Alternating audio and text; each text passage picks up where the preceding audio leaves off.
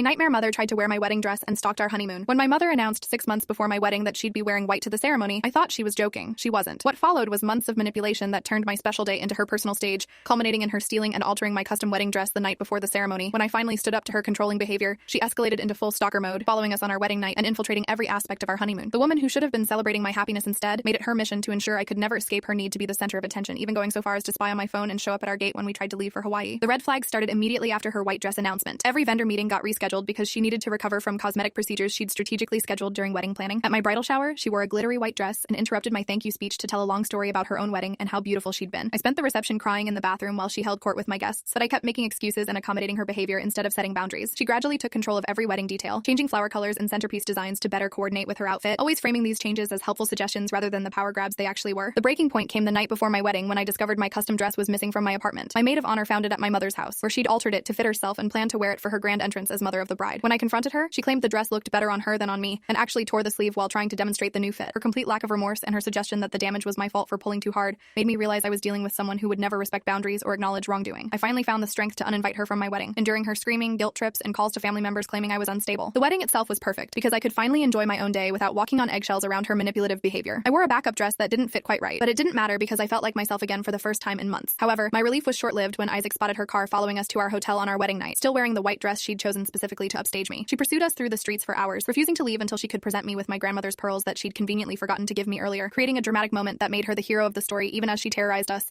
on what should have been our most private night together. The stalking continued throughout our honeymoon as she somehow accessed our travel information and arranged for flowers, fruit baskets, and champagne to be delivered to our hotel room daily. I realized she'd hacked into my email account to track our every move, turning what should have been a romantic escape into an anxiety-filled experience where we never knew what unwanted surprise would arrive next. When we returned home, she'd let herself into our apartment using a key she'd made without permission and was cooking dinner in our kitchen, acting like this invasion of privacy was a thoughtful welcome home gesture. The situation escalated when she began calling my workplace claiming I was having a mental breakdown, contacting friends and family with lies about my husband isolating me, and installing spying software on my phone to track my activities and conversations. The final confrontation came when she showed up with a realtor to look at houses for us, having somehow discovered our private house hunting plans through her surveillance. When I found her detailed notebook documenting my schedule, conversations, and whereabouts, I realized this wasn't motherly concern but calculated stalking that required legal intervention. Setting firm boundaries and demanding she get professional help was the hardest thing I'd ever done, but it ultimately saved our relationship and taught her that love doesn't mean control. Through months of therapy and gradual boundary setting, she slowly learned to respect my autonomy, and today we have a healthier relationship built on mutual respect rather than manipulation and fear.